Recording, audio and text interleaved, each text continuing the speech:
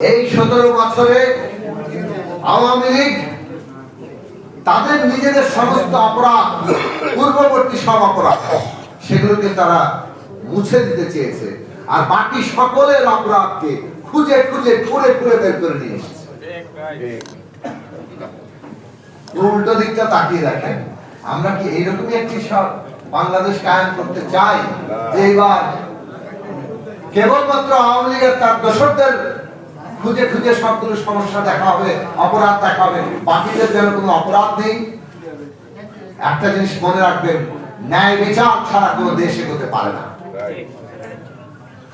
সেটা আপনি আমি যেই করি না কেন, অন্যায় যদি আমাদের মধ্যে হয়ে থাকে তার ন্যায় বিচার প্রতিষ্ঠা হবে, সেই রকম বাংলাদেশ মানুষ চায়।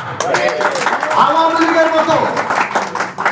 লীগের মতো একদলীয় চোখ, কানা চোখ, কেবল নিজেদের স্বার্থের বাইরে আর কোনো কিছু হবে না, এইরকম বাংলাদেশ চায়। আমাদের এই রাষ্ট্র ক্ষমতাকে ব্যবহার করে আর কোন শক্তি যাতে ফ্যাসিস্ট হয়ে উঠতে না পারে, সেইটা যদি আমরা নিশ্চিত করতে চাই, তাহলে বাংলাদেশে ন্যায় বিচার প্রতিষ্ঠা করতে হবে, যাতে যে কেউ অপরাধ করুক না কেন, বর্তমান সরকার করুক, ভবিষ্যতের সরকার করুক, তারাও জনগণ ন্যায় বিচার পায়।